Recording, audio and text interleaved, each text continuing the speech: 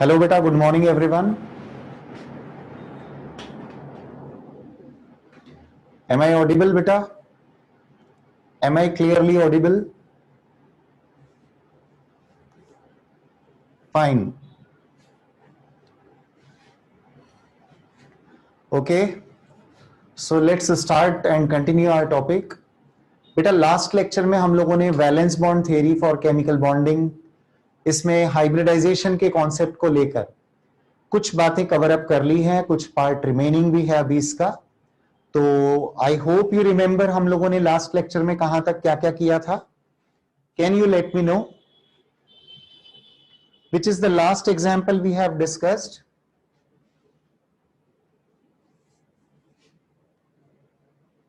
Yes, the last example that we had discussed, Allene. Yes, you remember all that? Allene वाला example आप सभी को याद है? Please see this one. बेटा ये हमने लास्ट लेक्चर में ड्रॉ किया हुआ था. आई होप यू रिमेंबर. इसके हमने जो 3 ऑप्शंस लिए थे, मैंने आपसे कहा था कि एलीन मॉलिक्यूल में ऑर्बिटल डायग्राम चेक करके यदि हम रिलेट करें कि एटम्स की पोजीशन क्या है, 3 ऑप्शंस मैंने आपको दिए थे कि whether the molecule has all atoms compulsorily in one plane, और they are not compulsorily present in one plane, और they may not be in the one plane. ऐसे केस में हमारा कंक्लूजन भी आपको याद होगा. इसमें एक बार मैं फिर से शॉर्ट में यही एग्जांपल रिपीट करता हूं जिससे आपकी टॉपिक में कनेक्टिविटी बन जाएगी. बेटा यहां पर जो मिडिल कार्बन है, दैट मिडिल कार्बन, वह sp हाइब्रिड है, और ये sp हाइब्रिड ऑर्बिटल्स उसके मेंशन्ड है. यहां पर sp लिखा है, मतलब ये दो sp हाइब्रिड ऑर्बिटल्स है जो दोनों नेबरिंग कार्बन के sp2 ऑर्बिटल्स के साथ ओवरलैप कर रहे हैं. तो एक sp-sp2 ओवरलैप है बिटवीन दीज टू, एक sp-sp2 ओवरलैप है बिटवीन दीज टू, और इसी तरह से sp2 हाइब्रिड ऑर्बिटल दोनों कार्बन के हाइड्रोजन के साथ सिग्मा बॉन्ड भी बनाए हुए हैं. So this is sigma bond, these are also 2 sigma bonds formed with the hydrogen atom. अब सबसे खास बात थी यहां पर पाई बॉन्ड, कि वो कहां पर पोजीशनड होंगे. और बेटा क्योंकि मिडिल कार्बन में दोनों तरफ पाई बॉन्डिंग किया है, लेफ्ट में इधर भी पाई बॉन्डिंग किया है, राइट में थर्ड कार्बन से भी पाई बॉन्डिंग किया है, तो इसका मतलब उसे अपने 2 अलग अलग पी ऑर्बिटल को दोनों तरफ यूज करना पड़ेगा. तो लेट अस अज्यूम कि यदि z एक्सिस वाली एक्सिस तीनों कार्बन की एक्सिस है, तो मिडल वाला कार्बन एक x एक्सिस के अलोंग पाई बॉन्ड बनाएगा, तो दूसरा y एक्सिस के अलोंग पाई बॉन्ड बनाएगा. और बेटा फाइनली ये जो नीचे आप देख रहे हैं, ये मुझे लगता है काफी क्लियर पिक्चर आपके माइंड में देगा. यहां पर ये तीनों कार्बन की पोजीशन है जिनको हमने डबल बॉन्डेड बताया, और यह कार्बन बॉन्डेड विथ 2 हाइड्रोजन है, और यह कार्बन बॉन्डेड विथ 2 हाइड्रोजन है, and the 4 hydrogen are mutually perpendicular in this manner. ये इंडिकेशन समझिए, इधर मैंने ये वर्टिकली रखे हुए हैं 2 हाइड्रोजन को, तो इधर हॉरिजॉन्टली रखे हुए हैं. So final answer was the molecule will be lying in one plane. All atoms, sorry, the molecule will compulsorily be not present in a plane. मतलब हमारा जो सेकंड ऑप्शन था वह यहां पर वैलिड है. बताइए, ये बात सभी को याद आ गई? यहीं तक हुआ था ना टॉपिक बेटा? ऑर्बिटल डायग्राम वगैरह हमने बनाया था, आप लोगों ने भी बना लिया था ये. That's very nice. Okay, good बेटा, आगे बढ़ेंगे. चलिए, सारे एक्सेस वगैरह हमने इसमें डिफाइन कर ही लिए थे. It is just to make the connectivity. मैंने आपको एक बार फिर से ये एडिशनली एग्जांपल शो किया. बेटा अब मैं इसमें एक इस पॉइंट से रिलेटेड आपको कंक्लूजन बता रहा हूं, इस पे आप ध्यान देना. और ये बड़ी इंटरेस्टिंग बात है. यदि हम एक फाइनल कंक्लूजन पे ध्यान देना बेटा, यदि हमारे पास सिर्फ 2 कार्बन के बीच में एक डबल बॉन्ड होता है, और मान लेते हैं कि यहां पर 4 हाइड्रोजन एटम्स प्रेजेंट हैं, तो बेटा ये जो स्ट्रक्चर अभी हमारे सामने है, इसमें चारों हाइड्रोजन और दोनों carbon they will be lying in one plane. Ethene molecule हमने डिस्कस किया था, ये इथीन ही तो है। अच्छा, अभी आपने जो देखा ये एलीन है, तो एलीन में क्या हुआ, हमारे पास दो पास पास वाली पोजीशन पे डबल बॉन्ड थे, एक ही कार्बन ने दोनों तरफ डबल बॉन्ड बनाया। तो इस बार क्या हुआ, उस डबल बॉन्ड की वजह से जो दोनों तरफ बन रहे हैं, इनकी वजह से दोनों कार्बन से जुड़े 4 हाइड्रोजन का प्लेन सेम नहीं है। ये जो रिप्रेजेंटेशन होता है बेटा, इसमें नॉर्मल लाइंस बता रही है कि ये बोर्ड के प्लेन में है दोनों एटम्स, और इसे बोलते हैं वेज और इसे बोलते हैं डैश। तो जो वेज पे एटम है, ये मानेंगे हम कि वो बोर्ड के प्लेन से हमारी तरफ मतलब ऑब्जर्वर की तरफ आ रहा है, और जो डैश से रिप्रेजेंटेड है ये बोर्ड के प्लेन से अवे मतलब अवे फ्रॉम द ऑब्जर्वर, ये पीछे की तरफ जा रहा है। तो ये सिचुएशन बनी।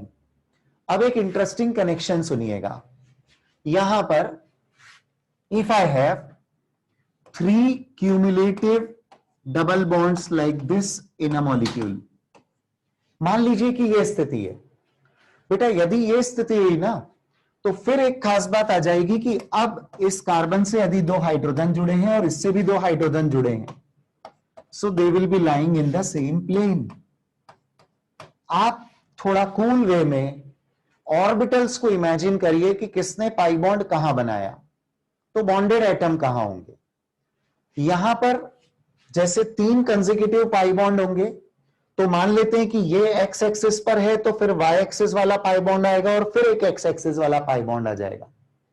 तो जो चारों कॉर्नर वाले हाइड्रोजन है, ये वाईजेड प्लेन में रिप्रेजेंट होंगे।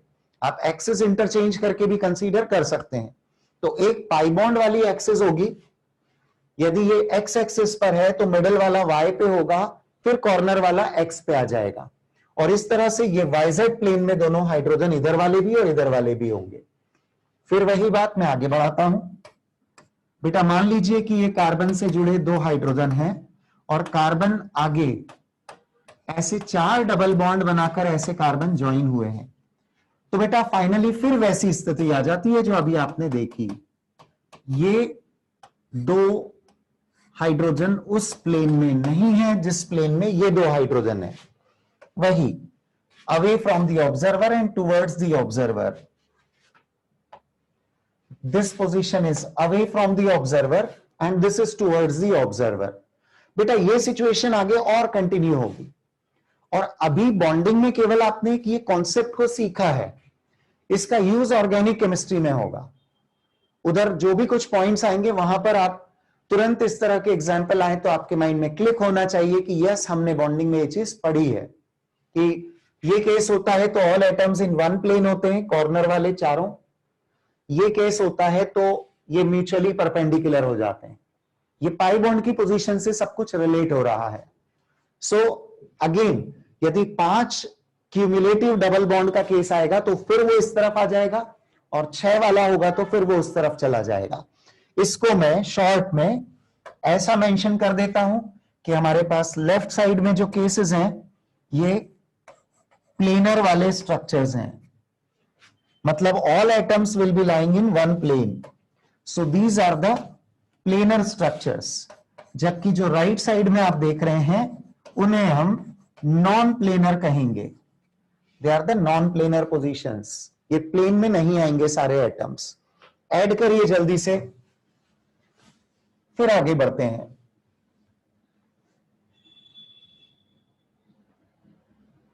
प्लेनर नॉन प्लेनर ऐसे केस चलता रहेगा ये, यदि आप आगे और बॉन्ड्स बढ़ा लेते हैं तो।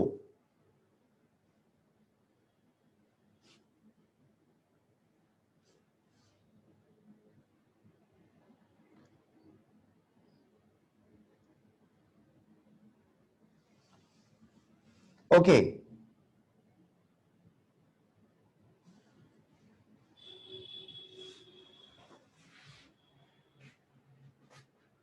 आपको ऑर्बिटल्स की पोजीशन सोचनी चाहिए, उसी से ये कॉन्सेप्ट बेटर क्लियरली समझ में आएगा।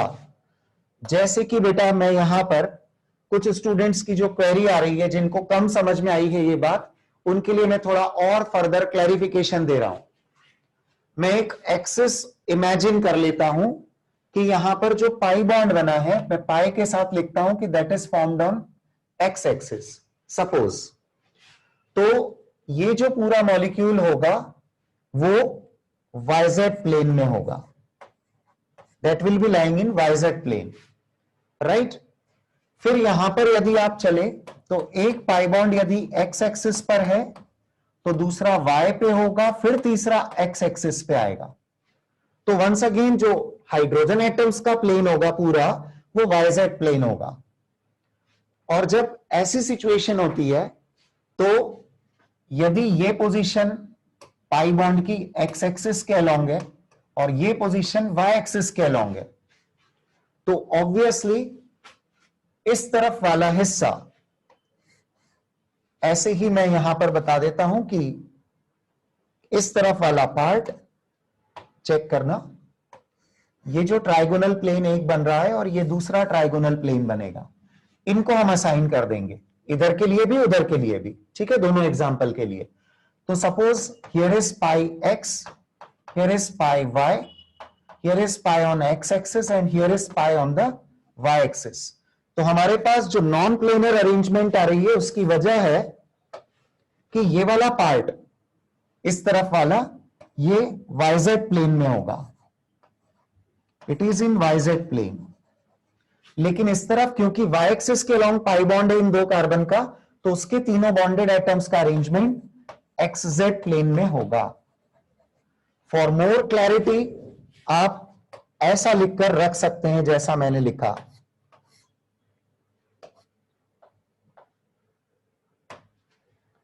So this part is showing planar and this part is showing non-planar arrangement.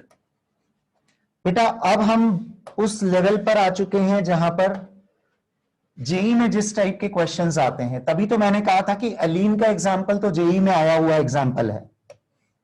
इस हिस्से को, इनफैक्ट पूरे प्लेन को ही यहां तो हम बता रहे थे that it is YZ plane,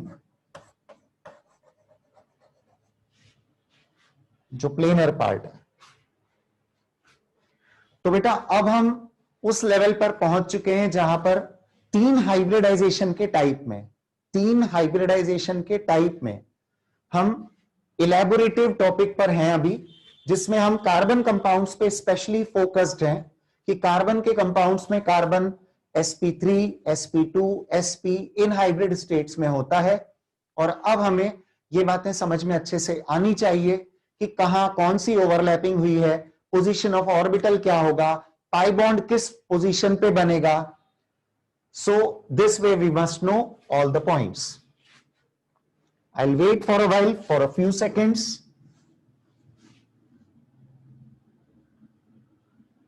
right, हाँ जी, पाई बॉन्ड पास पास वाली पोजीशन पर हो तो ऑड नंबर पर आने पर टर्मिनल पोजीशन सेम प्लेन में आ जाती है और इवन नंबर पर ये म्यूचुअली परपेंडिकुलर होती है।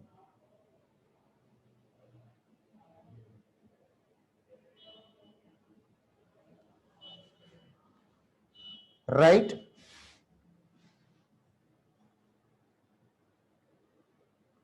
ओके, आगे बढ़ेंगे टॉपिक में। बेटा now I take one more thing, फिर से एक आईआईटी का क्वेश्चन, जो अभी मैंने एलीन बताया था ना आपको, ये काफी पुराना क्वेश्चन है, लॉन्ग बैक सब्जेक्टिव में आया था, मैंने आपसे कहा भी था। हमने उसे मॉडिफाई किया और मैंने आपको तीन ऑप्शंस बनाकर क्वेश्चन को सॉल्व करने के लिए दिया था। अब मैं बात कर रहा हूं one of the recently asked question से। रिसेंटली मतलब इसको भी 5-6 साल हो चुके हैं, पर अगेन आपको फोकस करना है कि क्वेश्चन किस टाइप के आते हैं। एक बेसिक लेवल तो आपको याद होगा, जब मैंने आपसे वो एंगल्स कंपेयर करवा लिए थे किसी भी मॉलिक्यूल में कि फर्स्ट और थर्ड कार्बन का एंगल ऑफ सेपरेशन कितना होगा, हाइड्रोजन एटम्स कितने एंगल से अप्रोक्सीमेटली सेपरेटेड होंगे, वो काफी आसान फर्स्ट लेवल कह लीजिए उसे। वैसे भी क्वेश्चन आते हैं, फिर किसी बॉन्ड के बनने के लिए कौन सी ओवरलैपिंग इन्वॉल्व है, ये भी कोई खास क्वेश्चन नहीं है। दो कार्बन के बीच यदि सिंगल बॉन्ड था, मैंने एक एग्जांपल भी बताया था, तो सिंगल बॉन्डेड कार्बन का कौन सा ऑर्बिटल ओवरलैपिंग वहां इन्वॉल्व है, तो बस आपको हाइब्रिड स्टेट के अकॉर्डिंग देखना था। अब मैं जो बात कर रहा हूं one of the previous year questions की, वह इथीन मॉलिक्यूल के लिए पूछा गया है। तो मैं आपके सामने एज इट इज पहले पूरा क्वेश्चन लिख कर रखता हूं, क्वेश्चन आप भी नोट कर लेना ये वाला। तो बेटा क्वेश्चन है अपना,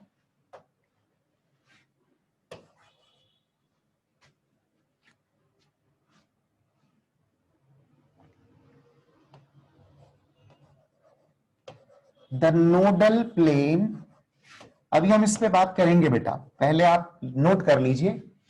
the nodal plane of C2H4,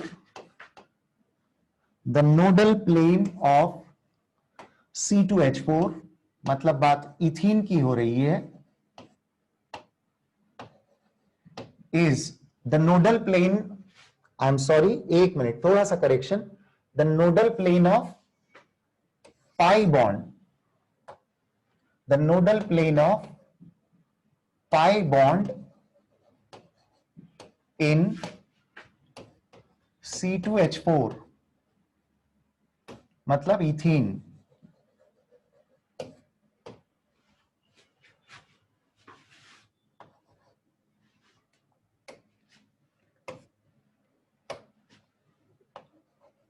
is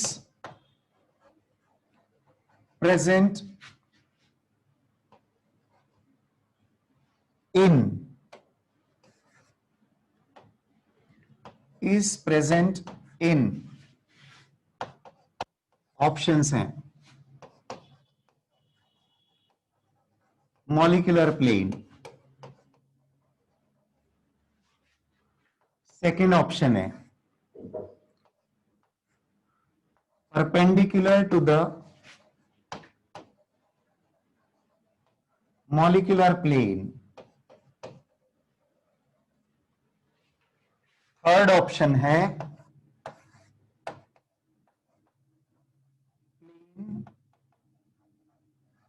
bisecting molecular plane by 45 degree, और डी है there is no nodal plane of pi bond in it. There is no nodal plane of pi bond in it. बेटा आप solve करना अभी start ही नहीं करना है, सबसे पहले तो हम डिस्कस कर लें कि क्या लैंग्वेज है ये और ये बात क्या हो रही है। सुनो बेटा, एटॉमिक स्ट्रक्चर टॉपिक आपने पढ़ लिया है फिजिकल केमिस्ट्री में, मुझे आप सिर्फ अभी नोड बताइए क्या होता है। If you know what is node, let me know. Node किसे बोलते हैं? वेरी नाइस, कुछ स्टूडेंट्स रिप्लाई दे रहे हैं, very nice.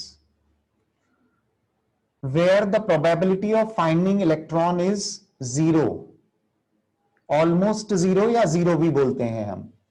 so the region of orbital where the probability of finding electron is zero is known as node। Electron density zero भी बोल सकते हैं, जीरो प्रोबेबिलिटी भी बोल सकते हैं। यस यस, काफी स्टूडेंट्स ने आंसर दिया, बिल्कुल सही है बेटा। हमें फॉर्मूला वगैरह नहीं चाहिए, कई लोग यहां पर फॉर्मूला लिख रहे हैं, सुशांत ने फॉर्मूला लिखा, वी डोंट नीड बेटा। हाँ, इलेक्ट्रॉन डेंसिटी बोल दें जहां zero probability of finding electron है ना। अच्छा, अब बेटा जो एटम में आपने ऑर्बिटल का कॉन्सेप्ट लिया है, अब हमें यही टर्म को मॉलिक्यूल के रेफरेंस में यूज करना है, ठीक है। तो जरा समझना, यहां पूछा गया है the nodal plane of pi bond in ethene is present in।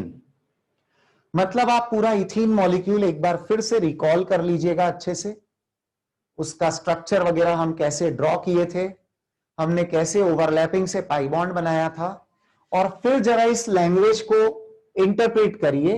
वो पूछ रहा है कि पाई बॉन्ड जो बना है उसका नोडल प्लेन, अब आपने नोड डिफाइन किया तो नोडल प्लेन भी समझ में आ रहा होगा। नोडल प्लेन मतलब the plane of zero probability of finding electron, the plane of zero probability of finding electron, that is the nodal plane. सोच लो, समझ लो। मैं 1 मिनट का टाइम दे रहा हूं आपको, आप अपना ऑप्शन सेलेक्ट कर लो और मुझे बताओ आपका आंसर क्या होना चाहिए।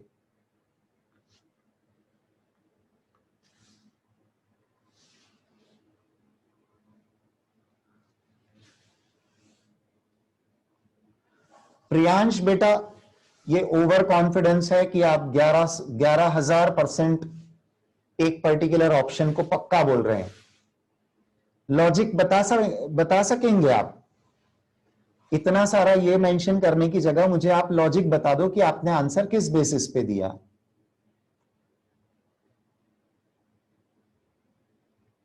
मिहिका, इशिता, सही है बेटा आपका आंसर।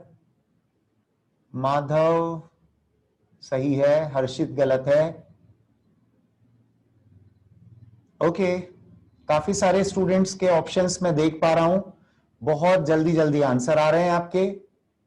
सोचा भी नहीं बेटा, 1 मिनट का भी समय नहीं लिया, अभी 1 मिनट भी पूरा नहीं हुआ है, पता है। मैंने बोला मैं 1 मिनट का समय देता हूं, and you are just mentioning your answer in the chat box. थोड़ा सोच तो लो, यहां कोई कंपटीशन हो ही नहीं रहा है कि आपको अपना आंसर जल्दी देना है। आपको पता है, यदि आप जेई की तैयारी कर रहे हैं तो आपको पहले काम एक्यूरेसी पे करना होगा, उसके बाद आपको स्पीड पे काम करना चाहिए। यानी पहले हमारी कोशिश हो कि हमारे आंसर सही हो, एक्यूरेसी, फिर बाद में स्पीड, कि आप जो कर रहे हैं सही कर रहे हैं, तो अब उसका समय कम से कम लगना चाहिए आपको।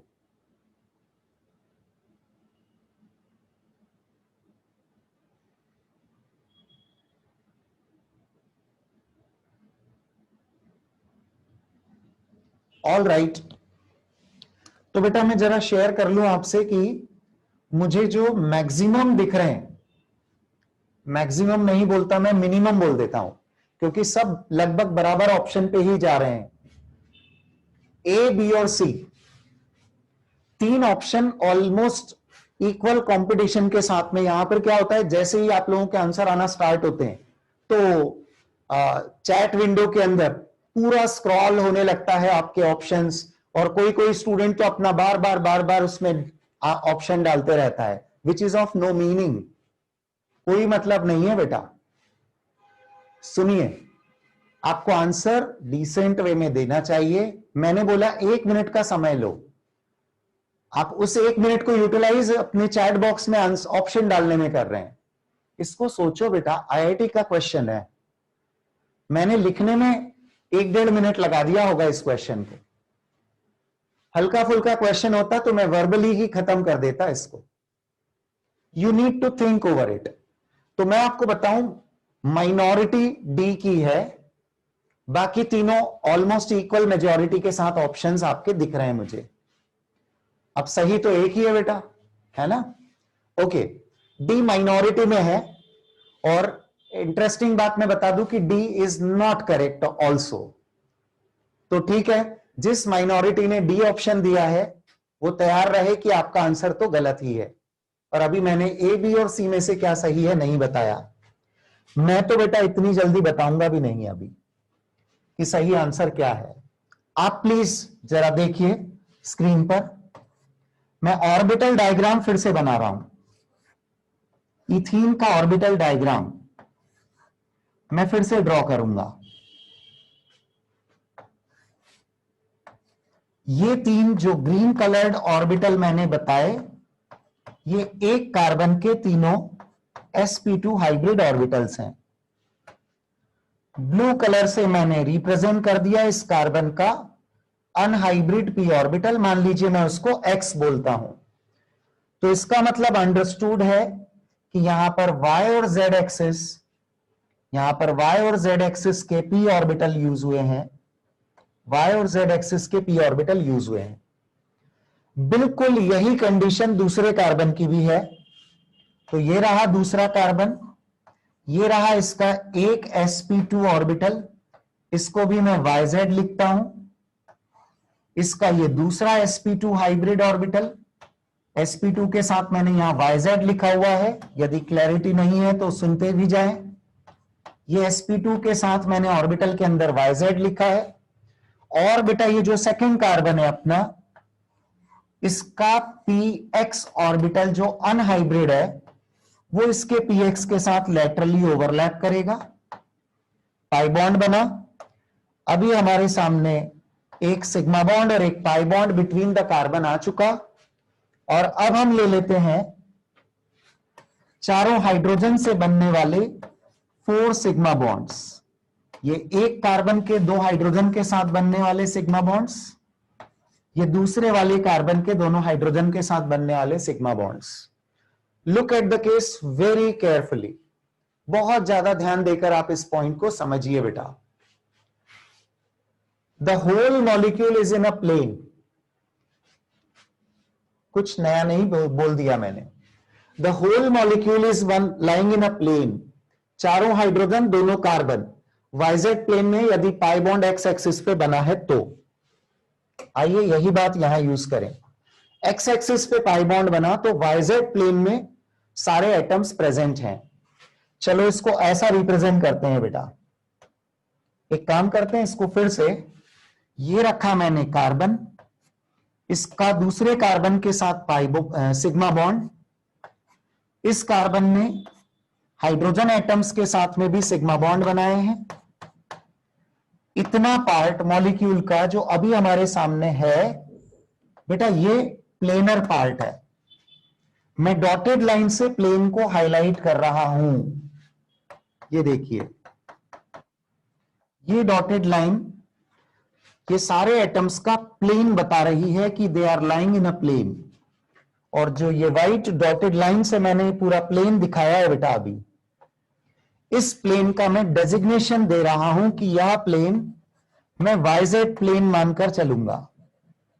This is YZ plane, right? This is YZ plane.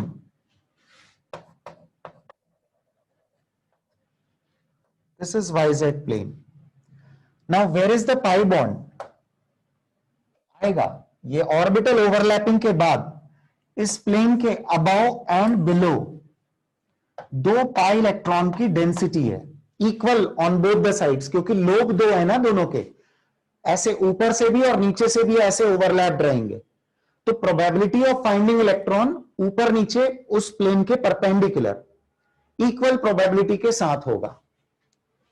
तो ये आफ्टर ओवरलैपिंग जो ओवरऑल पिक्चर है ये हमारे सामने है। एक चांस और दे रहा हूं मैं, अब 30 सेकेंड्स में सोचना, बिल्कुल चैट बॉक्स में कोई आंसर रिप्लाई नहीं करेगा, मैं देख ही नहीं रहा हूं उसको। जब मैं बोलूंगा तब आप उसमें आंसर दीजिएगा। I am waiting for 30 seconds. सोचकर समझकर।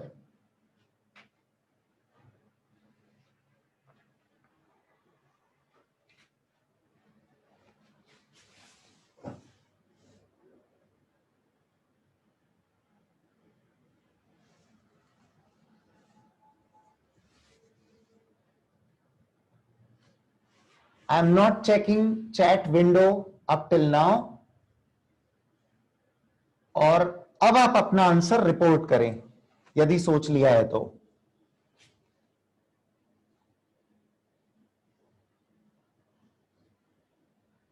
आई वंडर, अभी भी तीनों ऑप्शन बराबरी से आ रहे हैं बेटा, कंपटीशन में आ रहे हैं। लेकिन हां, एक फर्क जरूर पड़ा है कि जो सही है उसका नंबर अब मुझे ठीक दिख रहा है, थोड़े स्टूडेंट्स बढ़ गए।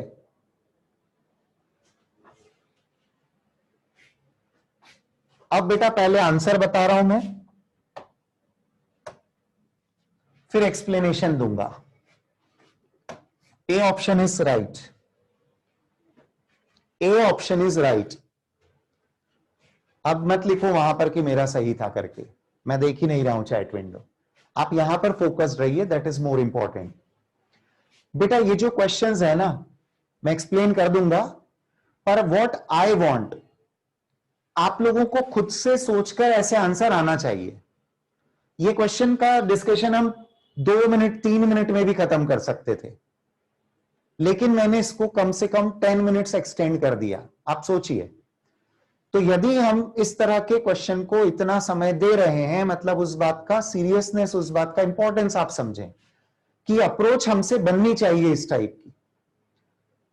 जेई में क्वेश्चन रिपीट नहीं होते, so don't expect that the same question will come once again, but we can expect the similar things.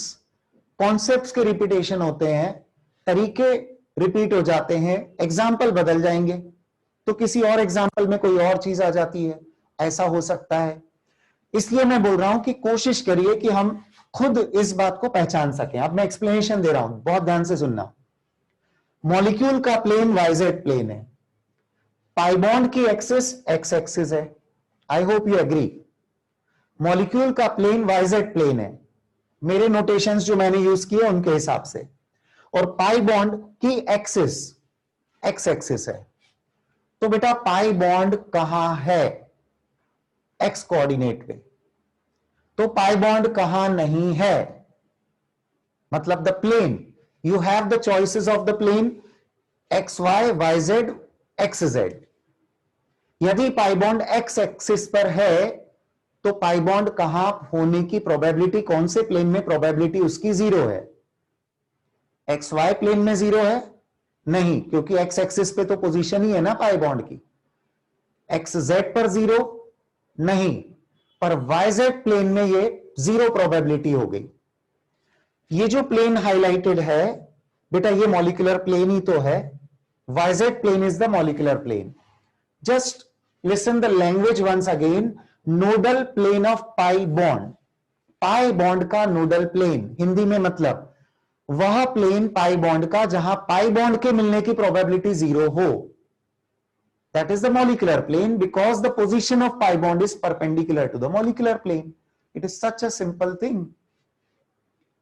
IIT में ये क्वेश्चन आया ना बेटा, तो ये कोई बहुत टफ क्वेश्चन वाली बात नहीं थी कि उन्होंने कुछ बहुत टिपिकल पूछ लिया हो।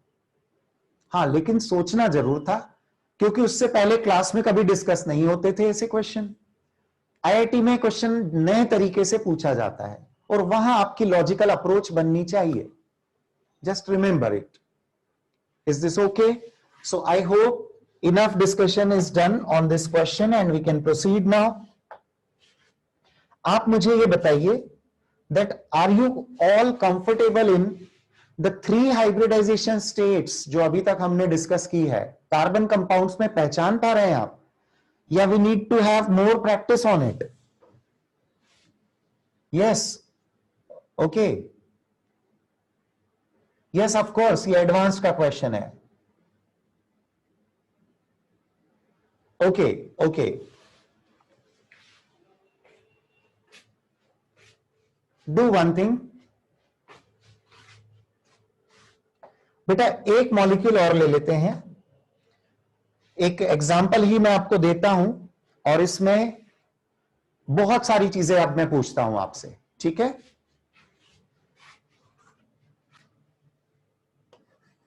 थोड़ा सा ऑर्गेनिक मॉलिक्यूल्स तो आप जानते ही है ना, नोमेनक्लेचर वगैरह थोड़ा सा सीखा हुआ है। 4 कार्बन वाला है यदि हम कंपाउंड ले लें, तो ब्यूट वर्ड रूट यूज होगा, और यदि सिंगल बॉन्डेड है तो एन सफिक्स होता है, डबल बॉन्ड होने पर इन, और ट्रिपल बॉन्ड होने पर आइन सफिक्स यूज होता है ना?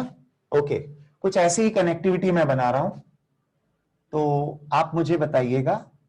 सिंपल एग्जांपल ही ले रहा हूं मैं। फॉर ब्यूट टू आइन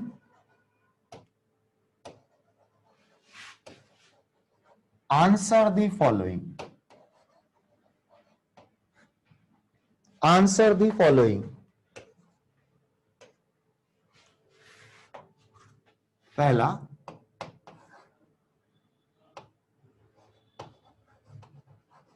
total number of sigma and pi bonds. Number 2, hybridization of each carbon. Hybridization of each carbon. Number 3,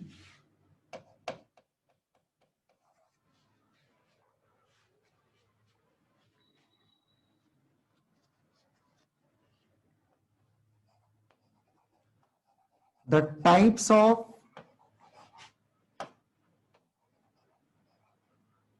overlapping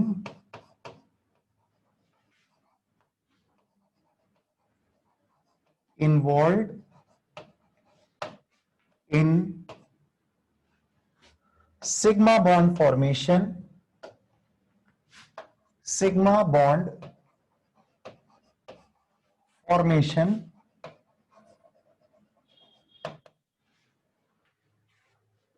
the types of overlapping involved in sigma bond formation of carbon-carbon bonds. Number 4,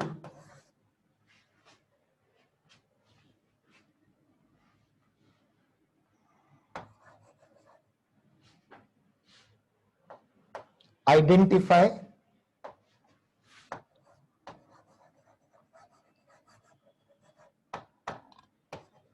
whether all carbon are linearly placed,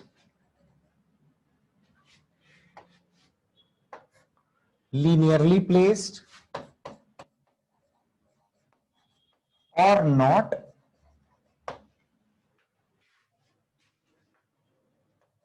Number 5,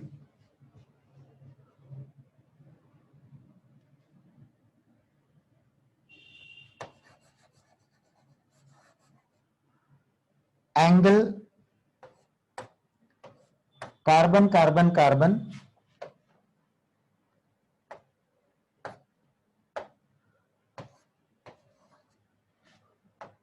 just wait, angle of the bond between two carbon bonded with any center and hydrogen carbon hydrogen. बहुत simple question है, बस practice जो आपने demand की है उसके लिए मैंने आपको एक क्वेश्चन और ऐड करवा दिया.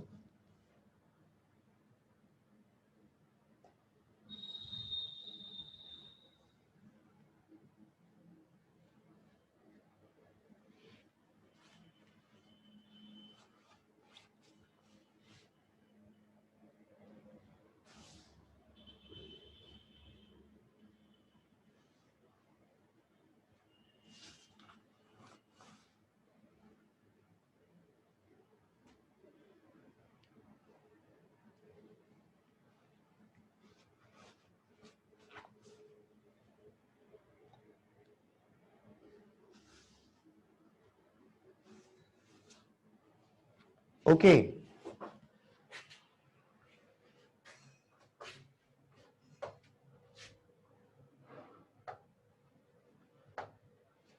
कुछ स्टूडेंट्स ब्यूटाइन क्या होता है ये पूछ रहे हैं, उनके लिए रिप्लाई. ब्यूटाइन होता है 4 कार्बन जिसमें सेकंड और थर्ड के बीच में ट्रिपल बॉन्ड है. This is butyne. Now I continue with the answers of all these points. So just keep checking these all. The total number of sigma and pi bonds in the whole molecule. बेटा 3 hydrogen इधर 3 hydrogen इधर, मतलब 6 sigma bond तो CH वाले ही bond है, 6 sigma bond. फिर उसके बाद आपके पास ये 3 सिग्मा बॉन्ड होंगे, क्योंकि single bonds are sigma, triple में 1 सिग्मा 2 पाई है. So the correct answer is 9 sigma 2 pi. This is the right answer. 9 sigma 2 pi. Agree? Number 2, hybridization of each carbon. So here I mentioned the 2 triple bonded carbon are sp hybrid and the 2 terminal are sp3 hybrid. Next, the type of overlapping involved in the sigma bond formation of carbon-carbon bonds. Carbon-carbon bonds में एक bond बन रहा है sp3 sp overlap से, क्योंकि sp3 और sp overlapping होगी hybrid orbital, और एक और सिग्मा बॉन्ड बनेगा जो ट्रिपल बॉन्ड के साथ में सिग्मा बॉन्ड है, वो वाला sp sp ओवरलैपिंग से बनेगा. तो दोनों मिडल वाले कार्बन के बीच का sigma bond sp sp overlap से बनेगा, और दोनों टर्मिनल वाले कार्बन का इन सेकेंड और थर्ड कार्बन के साथ जो बॉन्ड बन रहा है वो sp sp3 ओवरलैपिंग के साथ बनेगा.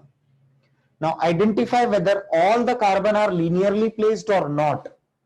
क्या सारे कार्बन एक लाइन में होंगे या नहीं होंगे? तो आंसर है yes, they are linearly placed. Yes. How comes this thing? क्योंकि बेटा ये जो sp हाइब्रिड है इनके आसपास लीनियर अरेंजमेंट है. हमने सिर्फ कार्बन बोला है. Of course hydrogen are not in plane. ये देखो, ये कार्बन ट्रिपल बॉन्डेड कार्बन और ये कार्बन, ये एक लाइन में है. हाँ, अब इस कार्बन के आसपास के 4 बॉन्डेड एटम, 3 हाइड्रोजन और 1 कार्बन, ये टेट्राहेड्रली अरेंज्ड है. ऐसा ही इसके आसपास भी होगा, ये टेट्राहेड्रली अरेंज्ड है. So now last, carbon carbon carbon angle कितना आएगा? ऑब्वियसली जब लीनियरली प्लेस्ड आप बता रहे हो तो ये वैल्यू आ जाएगी 180 डिग्री. और हाइड्रोजन कार्बन हाइड्रोजन, ये वाला एंगल कितना होगा? तो आंसर है 109.5 डिग्री के करीब. चेक करिएगा, could you get these answers or not? Could you get these answers? Yes, very nice. Good. Okay, that's nice beta.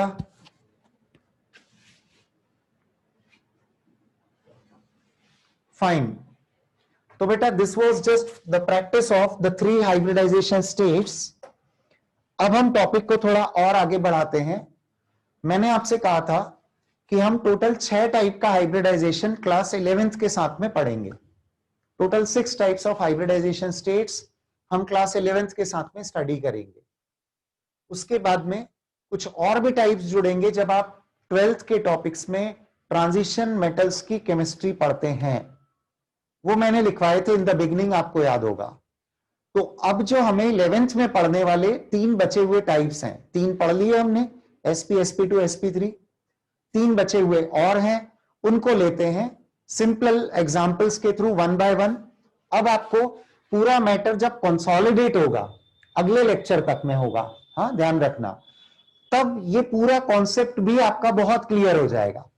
अभी आप साथ साथ चलते जाइए, जो पार्ट्स में चीजें दिख रही है हमें, उनको साथ साथ में आप मैनेज करते चलिए कि हाँ ये पार्ट समझ में आ रहा है, ये पार्ट समझ में आ रहा है, लाइक दिस. फिर जब कंसोलिडेट होगा तो पूरा पिक्चर आपके माइंड में 100% क्लियर हो जाएगा. ध्यान रखिए. अभी हाइब्रिडाइजेशन का नेक्स्ट टाइप हेडिंग देते हैं. The next hybridization is sp3d. इसे समझेंगे अभी हम. sp3d hybridisation. बेटा ये जो sp3d हाइब्रिडाइजेशन है, इसे समझने के लिए I am taking the example of PCl5. अब हम लिखने का तरीका थोड़ा और सिंप्लीफाई कर लेंगे, तो ध्यान देना. अब मैं थोड़े और सिंपल तरीके से ही बता रहा हूं आपको. फास्फोरस की ग्राउंड स्टेट, उसमें इसका कॉन्फ़िगरेशन है 3s2 3p3। सेंट्रल एटम बेटा फास्फोरस है, ग्राउंड स्टेट में इसका कॉन्फ़िगरेशन 3s2 3p3 होता है। इसके बाद हमारे पास 3d ऑर्बिटल्स वेकेंट हैं। तो बेटा ये 3d ऑर्बिटल्स अब जो खाली अवेलेबल हैं, फास्फोरस ने यहां पर 5 बॉन्ड बनाए हैं, क्योंकि क्लोरीन मोनोवेलेंट एटम होता है तो उसने सिंगल बॉन्ड बनाया है। तो फास्फोरस ने यदि 5 बॉन्ड बनाए हैं, तो ये बात हम तभी प्रूव कर पाएंगे जब हम उसके 5 अनपेयर्ड इलेक्ट्रॉन्स को अवेलेबल करवाकर बताएं, जो पॉसिबल होगा by the excited state of phosphorus. अब एक्साइटेड स्टेट में हमें क्या करना है? We have to take 1 electron from 3s and we have to place it in the 3d orbital. बेटा आई नो वेल कि कई स्टूडेंट्स अभी, शायद ऐसा हो सकता है कि कई स्टूडेंट्स ये सोच रहे हो कि हमें एटॉमिक स्ट्रक्चर में पढ़ाया गया है अफबाउ प्रिंसिपल, जिसमें हम जब इलेक्ट्रॉन फिलअप करते हैं तो पहले 1s 2s 2p 3s 3p फिर 4s देन 3d ऐसा फिलअप करते हैं। आई होप यू रिमेंबर। और शायद अब आप कंफ्यूज हो रहे होंगे कि 3p के बाद मैंने 3d में इलेक्ट्रॉन प्रमोट क्यों करवाया।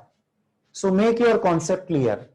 जो आपने एटॉमिक स्ट्रक्चर में पढ़ा सही है, पर ध्यान देना, once the orbitals are occupied, वो जो ऑर्डर होता है ना अफबाउ प्रिंसिपल वाला, वो फिलिंग अप के लिए, डिस्ट्रीब्यूशन के लिए होता है।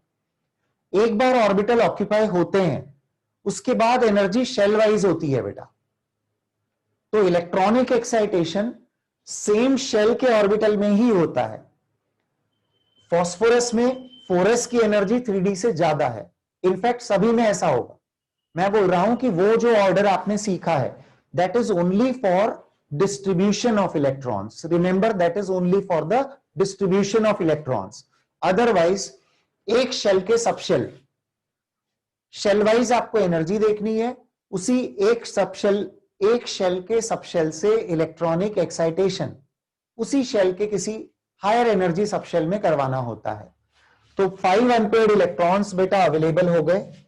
अब हम यहां पर ही डायरेक्टली मेंशन कर रहे हैं कि these 5 orbitals will undergo mixing. The type of hybridization will be called as sp3d, क्योंकि मिक्सअप कौन कौन हुए? एक s, 3p और एक d, तो हाइब्रिडाइजेशन कहलाएगा sp3d। एक बार मैं फिर से लिखता हूं, ये हाइब्रिडाइजेशन है sp3d। ये हाइब्रिडाइजेशन हुआ है बेटा। जब sp3d हाइब्रिडाइजेशन होता है तो इस हाइब्रिडाइजेशन में शेप ट्राइगोनल बायपिरामिडल होता है। ट्राइगोनल बायपिरामिडल, इन शॉर्ट हम इसे ट्राइगोनल बायपिरामिडल टीबीपी भी बोलते हैं शेप को। इसमें बॉन्ड एंगल की वैल्यू 120 डिग्री एंड 90 डिग्री होती है। 120 डिग्री एंड 90 डिग्री होती है। वन मोर थिंग, यहां पर PCl5 ड्रॉ करके भी रख लेते हैं कि फास्फोरस के आसपास ऐसे 3 क्लोरीन तो एक प्लेन में ही है ये, और एक अबव द प्लेन है, एक बिलो द प्लेन है। सो दिस इज ट्राइगोनल बायपिरामिडल। आपको पता है अभी क्या करना है? अभी तो सिर्फ इस बात पर ध्यान दो कि कौन से हाइब्रिडाइजेशन में क्या रिजल्ट है। फाइनली ये चीज काम की है बेटा, जो ब्लू पेन से दिख रहा है ना, ये फाइनल कंक्लूजन आपको याद रखना होगा और इसको यूज करना होगा। यूज कैसे करना है वो टाइम के साथ में आपको बताऊंगा। फिलहाल इतना आप sp3d का एक एग्जांपल PCl5 वाला ऐड करके रखें कि अब d ऑर्बिटल भी इन्वॉल्व रहते हैं हाइब्रिडाइजेशन में, तो क्या होता है, कैसे होता है। If you have any doubt, you can ask me. Otherwise, I'll proceed to the next example, next hybridization.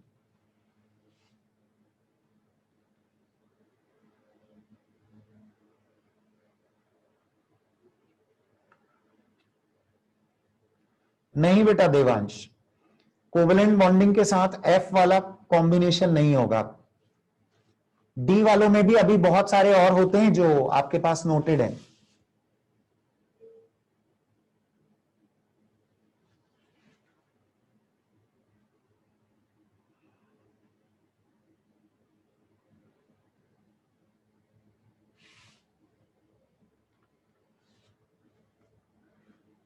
अभी बेटा ये वाली चीजें जो दिख रही है ना स्क्रीन पे, इनको फाइनली जब हम कंक्लूड करेंगे तो मैं आपसे बात करूंगा कि इस ज्योमेट्री में, ट्राइगोनल बायपिरामिडल में कुछ पॉइंट्स हैं जो हम अलग से नोट करेंगे।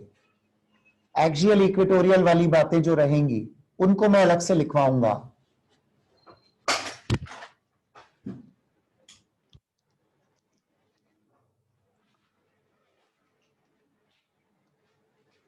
Okay, please pay attention for the next example.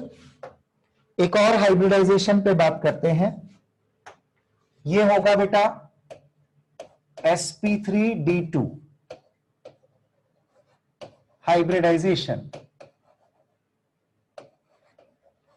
अभी हमने sp3d देखा था, अब चलते हैं sp3d2 हाइब्रिडाइजेशन पर। इसे समझने के लिए एक सिंपल एग्जांपल ले लेते हैं। यह एग्जांपल अभी लेते हैं हम SF6 का। इजीएस्ट एग्जांपल इसलिए क्योंकि उससे हमें कॉन्सेप्ट समझ में आ जाए। बेटा इस बार सल्फर सेंट्रल एटम है, तो हमें फोकस करना है कि सल्फर की स्टेट कैसी होती है, कॉन्फ़िगरेशन वगैरह क्या है इसका। तो सल्फर के कॉन्फ़िगरेशन में 3s में होते हैं 2 इलेक्ट्रॉन, 3p में होते हैं 4 इलेक्ट्रॉन, और आगे यदि आपको इलेक्ट्रॉनिक एक्साइटेशन सोचना है तो आपके पास 3d ऑर्बिटल खाली अवेलेबल है।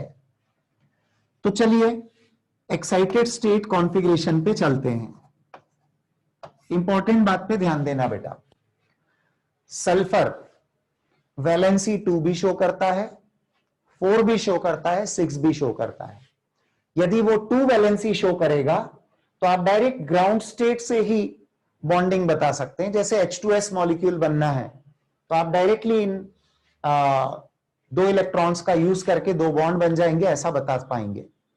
पर बेटा जहां पर वो 4 बॉन्ड बनाएगा तो 1 इलेक्ट्रॉन 3p से आगे 3d में प्रमोट करवाएंगे, उसे कहा जाएगा सल्फर की फर्स्ट एक्साइटेड स्टेट। लेकिन अभी तो उसने टोटल 6 बॉन्ड बनाए हैं, तो that is not possible by taking first excited state.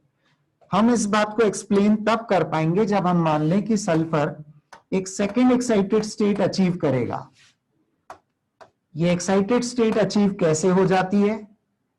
Bond formation में इतनी एनर्जी रिलीज होगी कि इलेक्ट्रॉनिक एक्साइटेशन कोई बड़ा बहुत ज्यादा एनर्जी लेने वाला प्रोसेस नहीं है।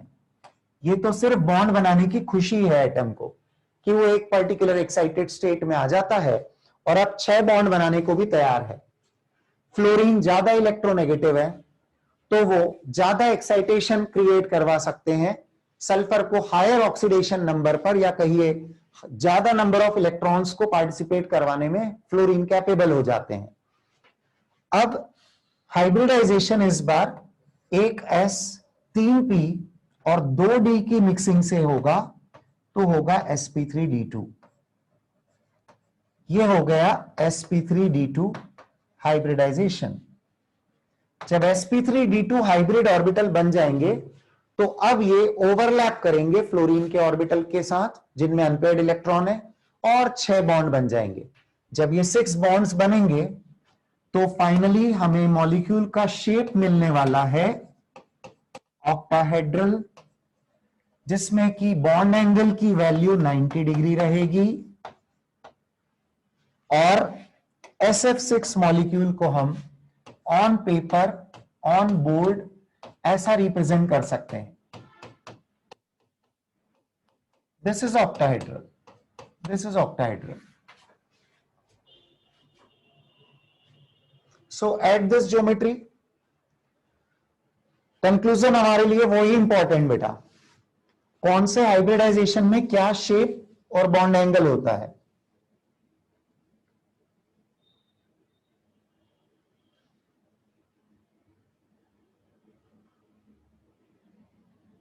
More number of examples will be given and discussed later on. जब आपको तरीका बताया जाएगा, आप खुद पहचानने लगेंगे कि कहां कौन सी हाइब्रिड स्टेट है, then only you will get the practice sheet of this topic after one lecture, क्योंकि तब इनफ हमारे पास में टॉपिक इकट्ठा होगा जिस पर प्रैक्टिस की जा सके। अभी एक हाइब्रिडाइजेशन और, ये होगा sp3d3 sp3d3 हाइब्रिडाइजेशन। बेटा जो sp3d3 हाइब्रिडाइजेशन होता है, जो sp3d3 हाइब्रिडाइजेशन होता है, इसमें एक s 3p और 3d ऑर्बिटल इन्वॉल्व रहेंगे। तो ये सब कैसे होगा, आइए इसके लिए एक एग्जांपल ले लें हम, that is IF7। IF7 sp3d3 hybridisation को समझने के लिए IF7 का केस लेते हैं। ग्राउंड स्टेट ऑफ आयोडीन, यहां पर आयोडीन सेंट्रल एटम है जो कि 5th पीरियड का मेंबर है बेटा, और बीइंग अ हैलोजन इसके 7 वैलेंस इलेक्ट्रॉन 5s2 5p5 ऐसे होते हैं डिस्ट्रीब्यूटेड। आप जरा सोचकर समझकर मुझे बताइए कि IF7 बनाने के लिए मुझे एक्साइटेड स्टेट कौन सी वाली लेनी चाहिए आयोडीन की। Yes, very nice, very nice. Third excited state पे ले जाना पड़ेगा। फर्स्ट में एक इलेक्ट्रॉन पी से जाएगा, सेकंड में एक और चला जाएगा, और थर्ड एक्साइटेड स्टेट में 2 पी वाले और एक एस वाला, ये सारे अनपेयर हो जाएंगे, मतलब पूरा वैलेंस शेल अब 7 अनपेयर्ड इलेक्ट्रॉन के साथ आ जाएगा। So I am mentioning third excited state of iodine, जिसमें 5s का एक इलेक्ट्रॉन, आगे हमने 5d में प्रमोट करवाया, और ऐसा ही 2 p ऑर्बिटल के इलेक्ट्रॉन के साथ भी किया, and we got this type of condition. अब वही कि जो बॉन्ड बनते हैं उसमें मिक्सिंग होगी पहले ऑर्बिटल्स की। तो मिक्सिंग ऑफ ऑर्बिटल्स मतलब इस बार मिक्सिंग में पार्टिसिपेट कौन कौन कर रहा है, एक s 3p और 3d ऑर्बिटल इसमें इन्वॉल्व है, sp3d3। इस हाइब्रिडाइजेशन में शेप ऑफ द मॉलिक्यूल आता है बेटा पेंटागोनल बायपिरामिडल, पेंटागोनल बायपिरामिडल। इसमें बॉन्ड एंगल की वैल्यू 2 टाइप की होती है, 72 डिग्री एंड 90 डिग्री। IF7 को मैं रिप्रेजेंट करता हूं, तो iodine is at the centre, the 5 fluorine atoms are lying in one plane and the 2 fluorine remaining are perpendicular to this plane। बेटा यह प्लेन मैं इस येलो लाइन से हाईलाइट करता हूं, क्योंकि नहीं तो वो बॉन्ड से कहीं कुछ आपको कंफ्यूजन ना हो जाए। तो I have drawn the yellow lines to highlight plane of all 5 fluorine. द 2 remaining fluorine are like this, one is above this plane and another is below this plane। ये थोड़ा 3D वाला पार्ट इमेजिन कर सकते हैं कि ऐसे plane के एक नीचे आ रहा है एक ऊपर जा रहा है। Yes,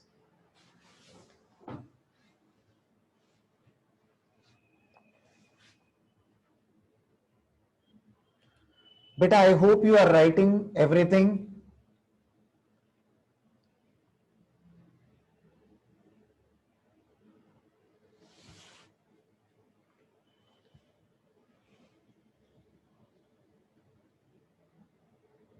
it's an advice to the students, आप लोगों को एक एडवाइस दे रहा हूं मैं कि ये जो कीबोर्ड होता है ना, इसका यूज कम से कम करें।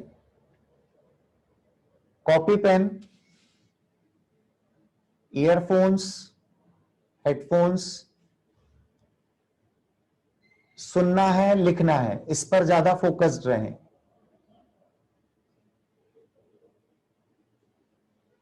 एवरीथिंग विल कम बेटा। श्रेय, जितने क्वेश्चन आप लोग पूछते हैं ना, मैं पॉइंट आउट तो नहीं कर रहा हूं ज्यादा किसी स्टूडेंट को, पर मैं बता रहा हूं।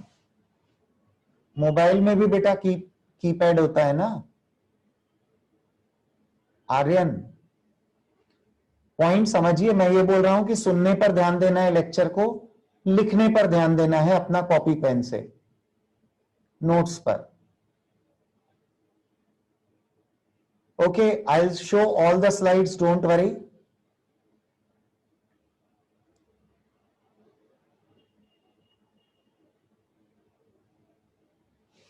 ओके,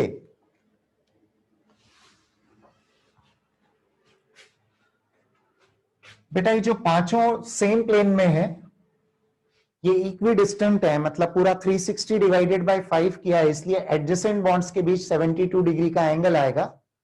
और वन अबाउ द प्लेन है, वन बिलो द प्लेन है, तो ये एंगल 90 डिग्री आएगा विथ रिस्पेक्ट टू दीज 5 जो प्लेनर पार्ट में अरेंज्ड है उनके लिए। अब बेटा एक इंपॉर्टेंट चीज देखना प्लीज, अपने अभी तक के टॉपिक में जो कंक्लूजन आए हैं, I just want to share this. Hybrid orbitals की पोजीशन है, ठीक है, हाइब्रिड ऑर्बिटल्स की, केवल जब दो ऑर्बिटल मिक्स होते हैं, एक एस और एक पी, तो जो दो नए बनते हैं हाइब्रिड ऑर्बिटल, वो 180 डिग्री से सेपरेटेड होते हैं। Not talking at all about the examples, 3 घंटे लगाएंगे मोमोज बनाने के लिए। We are not talking about any type of examples here. Excuse me, अभी बना दी momos. Can you please mute all the mic. छोड़ना यार, मोमोज नहीं खाना है। मोमोज स्नैक की डिश है, खाने की डिश थोड़ी है यार। फिर 10 बार भूख लगेगी दिन भर में। तो तुम एक फुल्का खा के बैठ जा रहे हो तो भी 10 बार भूख लग रही है। जस्ट अ मिनट, तो सब्जी कोई अच्छी भी लग रही है, एक फुल्का खा रहे हो। मैं खाऊंगा नॉनवेज, जाके कहीं बीमार की खाऊंगा भले, तो मैं खाऊंगा नॉनवेज। गंदी बात मत करना। मैं नहीं खाऊंगा वेज आज। हाँ मत खाओ, पर बकवास मत करो। हाँ, तुमको एक्सक्यूज मी,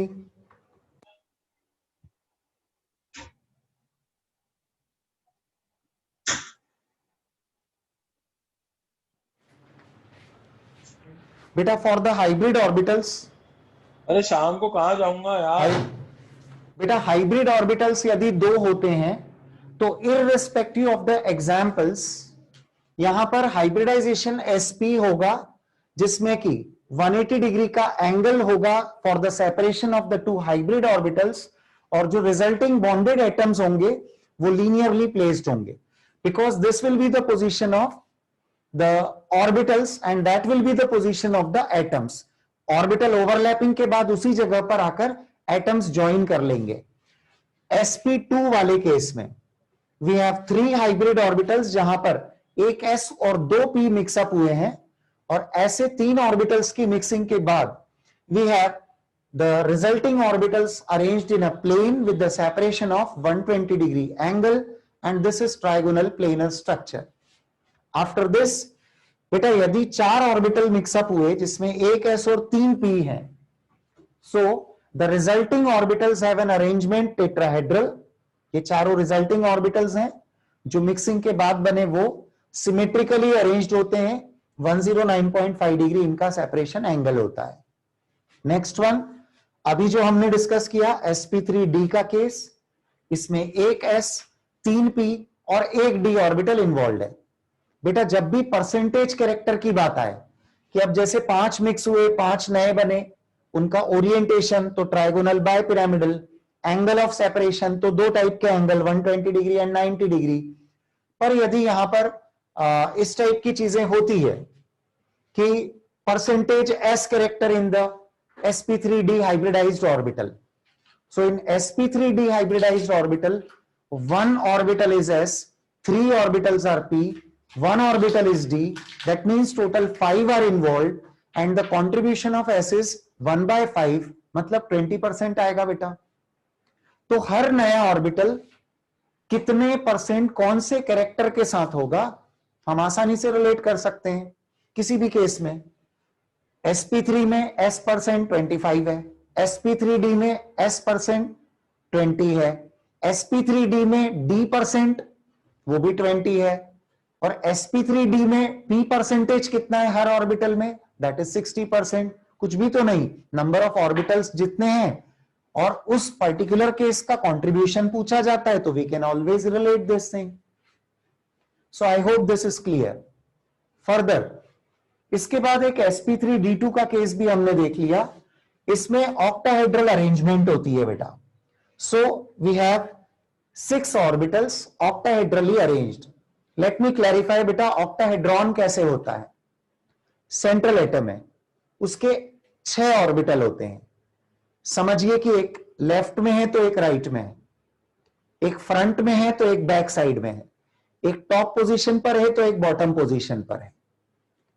तो हाइब्रिड ऑर्बिटल्स ऑक्टाहेड्रल ज्योमेट्री में, ऑक्टाहेड्रल वाले केस में तीनों एक्सिस के कॉर्नर्स पे होते हैं। ऐसा भी हम सोच सकते हैं कि we have a central atom, X axis की 2 पोजीशन पे 2 ऑर्बिटल आ गए हाइब्रिड वाले, y कोऑर्डिनेट पर 2 ऑर्बिटल आ गए और z कोऑर्डिनेट पर भी 2 ऑर्बिटल आ गए। So this will be the condition, right. अब मैं आपको ये ओरिएंटेशन किसी खास पर्पस से बता रहा हूं। एक्सक्यूज मी बेटा, now is it clear? Voice clear है आप? Am I audible? Okay fine बेटा, कुछ खास बात समझना, मैंने ये हाइब्रिड ऑर्बिटल्स के ओरिएंटेशन किसी खास पर्पस से आपको बताए हैं। So try to understand that purpose. यदि 2 ऑर्बिटल है तो दोनों बिल्कुल सिमेट्रिकली अरेंज और इक्वी डिस्टेंट है। वर्ड सुनना, मैं बोल रहा हूं इक्वी डिस्टेंट। 3 में भी कोई दिक्कत नहीं है, सिमेट्रिकली अरेंज्ड इक्वी डिस्टेंट है। 4 में भी कोई दिक्कत नहीं है, हर एक पोजीशन बची हुई तीनों में से किसी भी एक पोजीशन के रेस्पेक्ट में उतने ही एंगल पर है। तो ये सारे ऑर्बिटल इक्वी डिस्टेंट होते हैं। कब तक? sp वाले केस में, sp2 वाले केस में, sp3 वाले केस में, और इवन sp3d2 वाले केस में भी इक्वी डिस्टेंट। जो मैं आपको अभी ऑक्टाहेड्रल ज्योमेट्री बता रहा था ऑर्बिटल्स की, जरा सोचिए, उसमें मैं बोल रहा हूं सारे ऑर्बिटल इक्वी डिस्टेंट है। वो बताया था ना, लेफ्ट राइट फ्रंट बैक और टॉप बॉटम। इसमें मान लीजिए टॉप पोजीशन का orbital if I select, so it is at 180 degree with respect to bottom वाला orbital and it is at 90 degree with respect to all these 4 orbitals which are at left and right and front and back position। ऐसा आप कोई भी position select करो, right वाली position वाला orbital left वाले से तो 180 पर है, पर टॉप बॉटम फ्रंट बैक वालों से 90 डिग्री पर है। तो ये इक्वी डिस्टेंट होते हैं। कहां कहां इक्वी डिस्टेंट है ऑर्बिटल बेटा? sp, sp2, sp3 and sp3d2। अब लेकिन बात 2 केसेस में ऐसी नहीं है।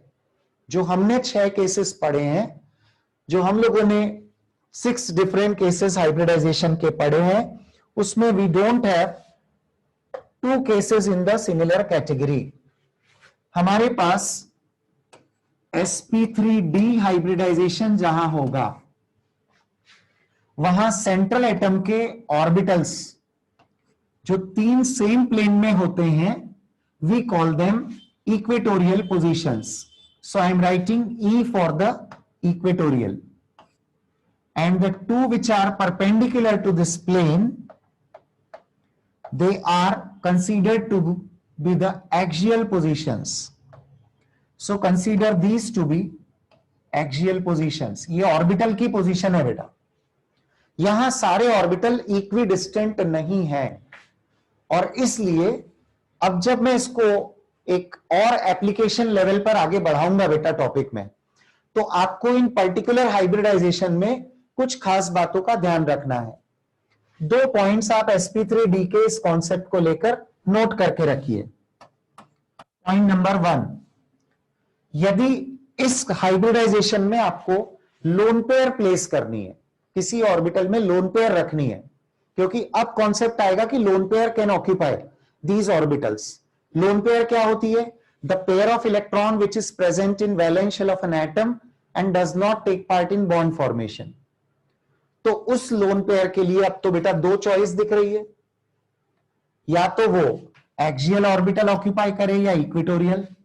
तो लोन पेयर का कम रिपल्शन और स्टेट ज्यादा स्टेबल रखने के लिए पोजीशन इक्वेटोरियल पर ये अपनी जगह बनाते हैं।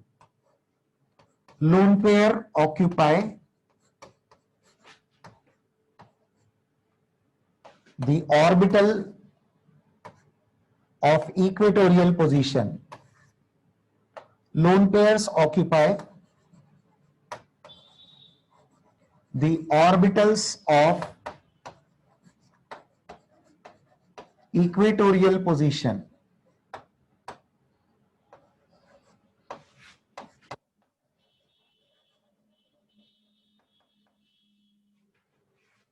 और इसके बाद एक और बात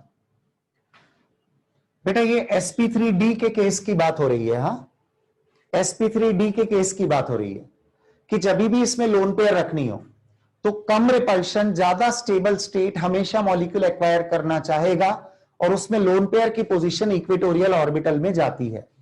इस पॉइंट को ध्यान रखें। यूज कैसे करना है टॉपिक में आगे आएगा, नथिंग टू वरी। दूसरा एक पॉइंट और नोट करके रखो, सेंट्रल एटम से यदि जुड़ने वाले एटम अलग अलग टाइप के हों, PCl5 में सारे एटम एक ही टाइप के थे, पर हो सकता है ना कि PCl3Br2 करके मॉलिक्यूल आपको मिले। तो यदि डिफरेंट इलेक्ट्रोनेगेटिविटी के एटम्स जुड़े हों तो इस ज्योमेट्री में आपके पास दो चॉइसेस होंगी कि किसे कहां रखें। टेट्राहेड्रॉन में, ऑक्टाहेड्रॉन में you don't have choices, you don't have options, because all are equidistant. इसलिए यहां पर आपको चॉइस फिक्स करना है, और कम रिपल्शन की कंडीशन कहां आती है वो याद रखनी है। More electronegative occupy axial position. More electronegative जो भी होगा ना बेटा एटम, बॉन्डेड एटम्स में, it will occupy axial position. ये दो पॉइंट हमारे लिए बहुत काम के हैं। जब sp3d हाइब्रिडाइजेशन के आगे मैं आपको एप्लीकेशन और बताऊंगा वहां के लिए। अच्छा जी, अभी ऐसा लग रहा है कि ये बहुत सारी इंफॉर्मेशंस इकट्ठी होती जा रही है और अभी एप्लीकेशन एकदम दिख नहीं रहा है, तो नेक्स्ट लेक्चर के लिए वेट तो करना पड़ेगा, पर मैं बीच में इन बिटवीन थोड़े बहुत और पॉइंट्स आपसे शेयर कर लेता हूं कि क्वेश्चंस कैसे आते हैं। सीधा ये तो आ ही जाएगा कि PCl5 का फास्फोरस कौन सी हाइब्रिड स्टेट में है, ये पूछा जा सकता है। PCl5 का शेप क्या है? We have studied everything for sp3d, example अपना PCl5 ही था। अब क्वेश्चन की केवल मैं आपको एक एप्लीकेशन लेवल की बात बता रहा हूं। तो बेटा PCl5 में we can have a question कि बताएं इसमें 90 डिग्री के बॉन्ड एंगल्स कितने होंगे। What is the number of 90 degree bond angles? सोचकर समझकर बताना। 2 is wrong, 3 is wrong, 6 is correct. 6 सही है बेटा। आंसर सुनकर मुझे लगता है समझ में आ गई गलती। जिन्होंने भी गलत आंसर दिया था उनकी बात कर रहा हूं मैं। हाँ, टोटल 6, 3 ऊपर वाले क्लोरीन से, 3 नीचे वाले क्लोरीन से एंगल बनेंगे बेटा, जो इक्वेटोरियल वाले हैं। वो स्लाइड वापस आ जाएगी बेटा, वात्सल आ जाएगी, don't worry.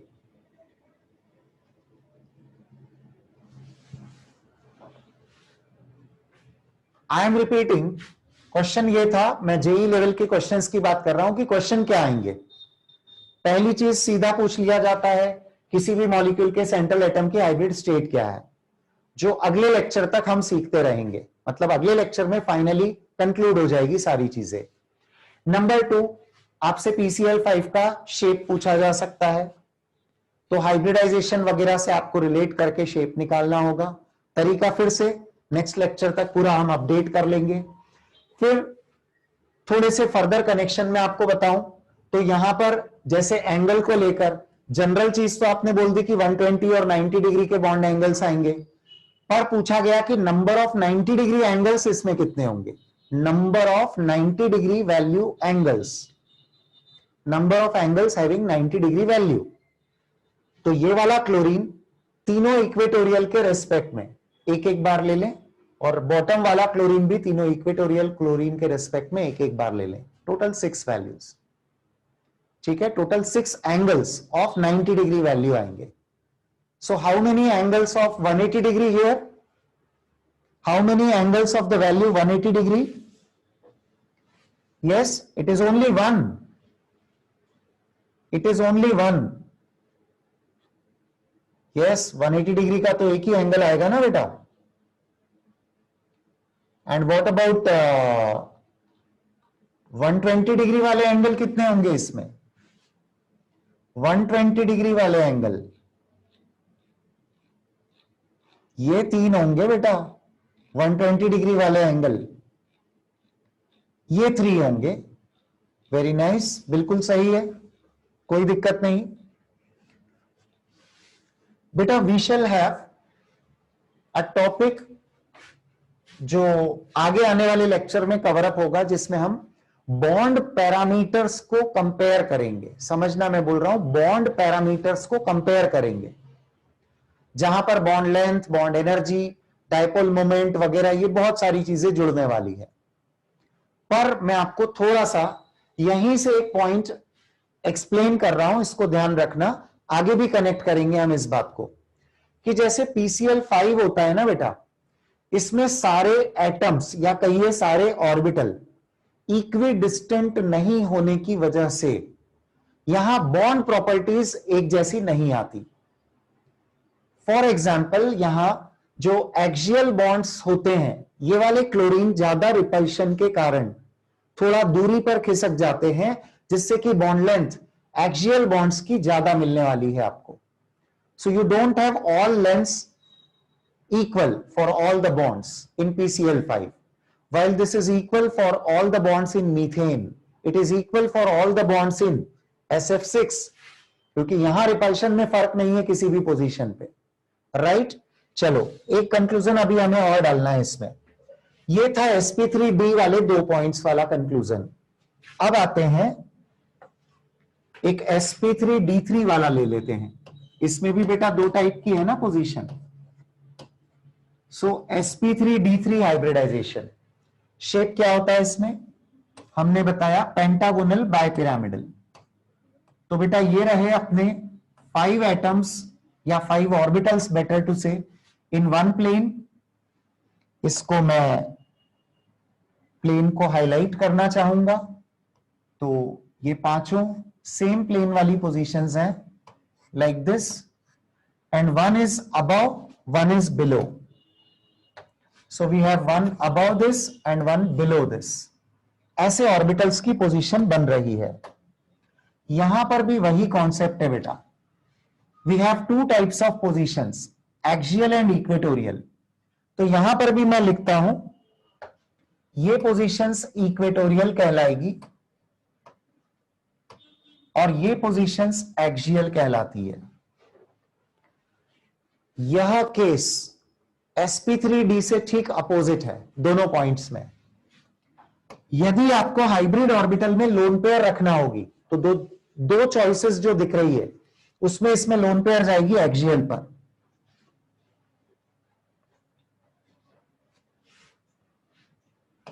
Lone pair occupies the orbitals of axial position. Come repulsion इस बार एक्सियल पे मिलता है। और मान लीजिए कि सेंट्रल एटम से जुड़ने वालों की इलेक्ट्रोनेगेटिविटी अलग है, तो इस बार इलेक्ट्रोनेगेटिव एटम, ज्यादा इलेक्ट्रोनेगेटिव एटम इक्वेटोरियल पोजीशन पे जाएगा। More electronegative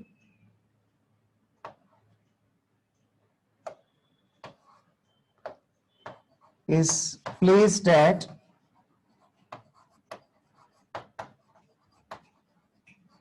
equatorial position, placed at the equatorial position.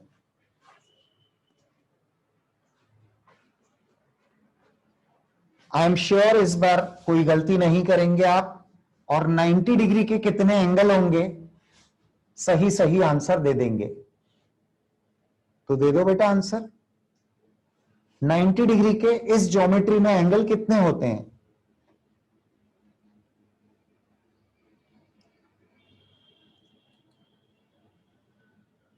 इस ज्योमेट्री में 90 डिग्री के एंगल 10 होते हैं। Yes, very nice. सभी को कॉन्सेप्ट समझ में आया? That's good.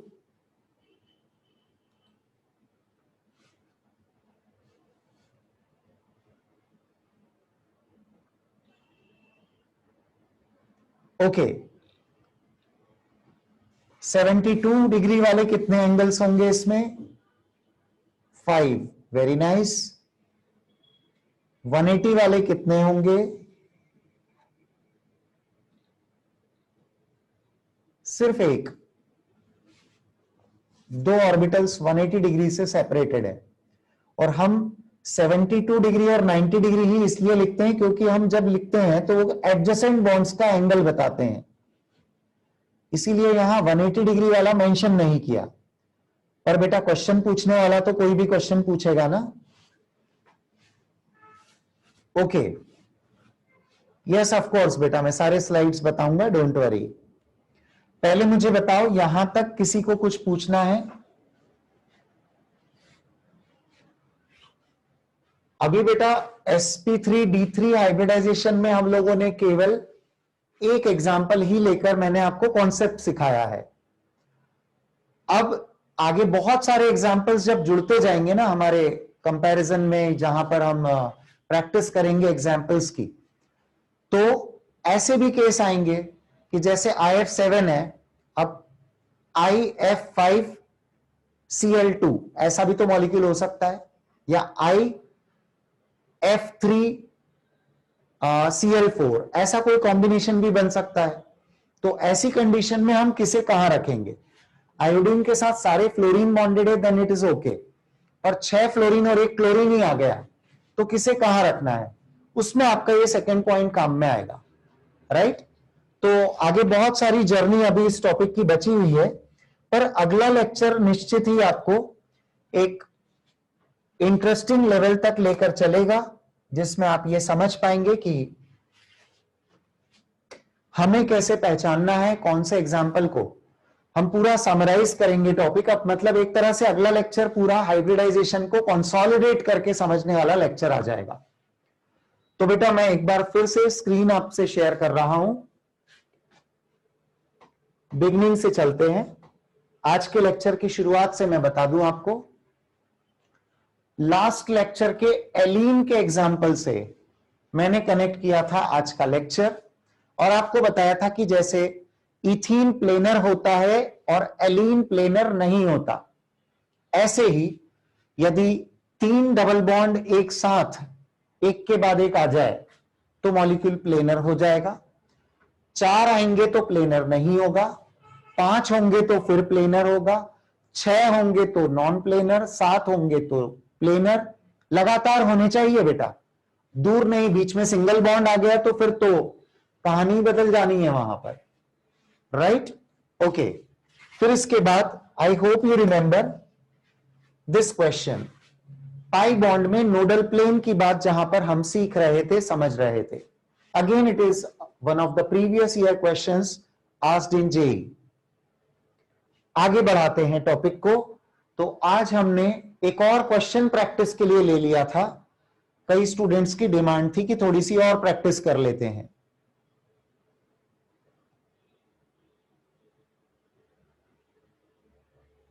Okay, after this 3 hybridisation जो बचे हुए हैं बेटा अपने, sp3d, sp3d2, sp3d3, वो आज हमने और समझ लिए।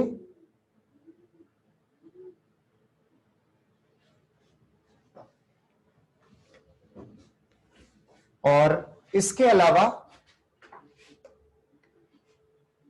sp3d वाला प्रीवियस केस PCl5 का एग्जांपल लेकर था। sp3d2 में SF6 वाला एग्जांपल हमने देख लिया आज। अभी सिर्फ एक एक एग्जांपल ही लिए हैं और अभी हमें एग्जांपल से ज्यादा मतलब भी नहीं है बेटा, हमें केवल फाइनल कंक्लूजन ये वाला, कौन सा हाइब्रिडाइजेशन में क्या शेप और एंगल होता है, यानी ऑर्बिटल्स की अरेंजमेंट क्या होती है, यही बात समझने के लिए मैंने आपसे ये वाली समरी शेयर की थी कि sp ऑर्बिटल ऐसे होते हैं, sp2 ऐसे अरेंज होते हैं, sp3 ऐसे, sp3d ट्राइगोनल बायपिरामिडल अरेंजमेंट में, sp3d2 ऑक्टाहेड्रल में। यहां पर sp3d3 वाला केस लिस्टेड नहीं है, पर हम डिस्कस कर ही चुके। आफ्टर दिस बेटा जो दो कंक्लूजन मैंने आपको मेंशन करवाए, ये वाले sp3d में भी और sp3d3 में भी, they are very important for us. ये दोनों कंक्लूजन्स, लोन पेयर कहां जाएगी और इलेक्ट्रोनेगेटिविटी का फर्क हो यदि बॉन्डेड एटम्स में तो किसे कहां रखना है, these many things are covered. अब इसके बाद फर्दर जो कंक्लूजन्स हमें ड्रॉ करने हैं वो नेक्स्ट लेक्चर में लेने वाले हैं हम। अभी यदि आपके कुछ और क्वेरीज हैं तो बता दीजिए। प्रियांश बेटा मैंने आपका क्वेश्चन पहले भी देख लिया था, मैं रिप्लाई करूंगा ही, घबराइए नहीं। एक प्रियांश का क्वेश्चन मैं ले रहा हूं, क्वेश्चन अच्छा है तो मैं सभी से शेयर कर लूं। इनको याद आ रहा है कि हमने जब हाइब्रिडाइजेशन की लिस्ट बनाई थी, टाइप्स ऑफ हाइब्रिडाइजेशन, तो उसमें एक sp3d और एक dsp3 भी था। तो बेटा दोनों सेम होते हैं विद द ओनली डिफरेंस कि जितने हाइब्रिडाइजेशन में डी एस के पहले लिखा था हमने, वो डी पेनल्टीमेट शेल का होता है, पेनल्टीमेट शेल का।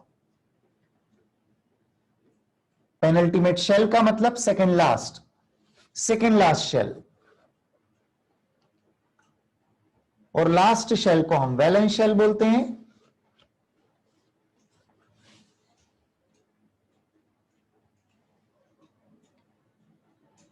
एसआरजी टेस्ट बेटा वीबीटी तक आएगा पूरा।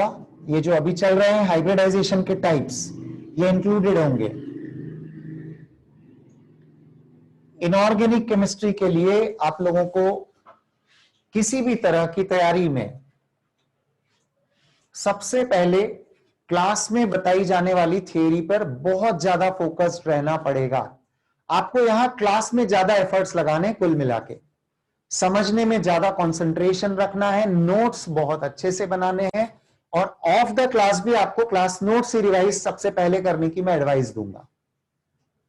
और बस प्रैक्टिस तो आपको जो असाइनमेंट मिलते हैं उनकी करते जाइए। Your first target should be beginners boxes from your module, assignments which are given in class. जो अब एक बड़ा असाइनमेंट आने ही वाला है, अगले लेक्चर के बाद आएगा बेटा वो, क्योंकि नेक्स्ट लेक्चर में हम पूरे टॉपिक को, हाइब्रिडाइजेशन को समराइज करेंगे, तरीके सीखेंगे कि कौन सा आइटम कौन सी हाइब्रिड स्टेट में है, कैसे पहचानना है। प्रैक्टिस करना हर प्रॉब्लम का सॉल्यूशन है कि आपको प्रैक्टिस के लिए समय देना चाहिए। हां, हम खुद डिसाइड ये करें कि हमारा अभी लेवल कितना है, किस लेवल के क्वेश्चन बन रहे हैं, तो स्टेप बाय स्टेप चलना चाहिए हमें। यदि हम बहुत बेसिक चीजों में गलतियां कर रहे हैं तो वहां से आप स्टार्ट करिए, बहुत सोच समझकर जो जो प्रॉब्लम्स अपनी है उनको रेक्टिफाई करके स्टेप बाय स्टेप आगे बढ़िए। कॉन्सेप्चुअल अप्रोच बनाइए, क्योंकि सिलेबस केमिस्ट्री में इतना ज्यादा होता है, जेई का सिलेबस, इतने कंटेंट्स आएंगे आपके टॉपिक में कि आप यदि ये इमेजिनेशन लेकर चल रहे हैं कि कुछ चीजें याद कर लेंगे तो बिल्कुल काम नहीं चलने वाला है, क्योंकि कितना याद करोगे। आपकी अप्रोच कॉन्सेप्चुअल होनी चाहिए। मैंने आपसे शेयर किए अलीन का एग्जांपल, इथीन में नोडल प्लेन वाला क्वेश्चन, कितने लॉजिकल है वो। उसमें आपको कुछ रटना नहीं है, रटना सिर्फ ये है कि हाइब्रिडाइजेशन का रिलेशन कैसे शेप के साथ है, मतलब वो जो समरी अभी दिख रही थी, sp यानी लीनियर, sp2 मतलब ट्राइगोनल प्लेनर एंड ऑल, पर कौन सा ऑर्बिटल कहां इन्वॉल्व होगा, उससे आपका आंसर बनता है, अप्रोच बनती है आपकी। तो बेटा आज टॉपिक को हम यहीं रोकेंगे, अगले लेक्चर में पूरी समरी आएगी, और अगला लेक्चर बहुत इंपॉर्टेंट होगा, ध्यान रखना। क्योंकि उसके आगे लेक्चर से भी बहुत सारी कनेक्टिविटी बनने वाली है. So see you then in the next lecture. Thank you very much.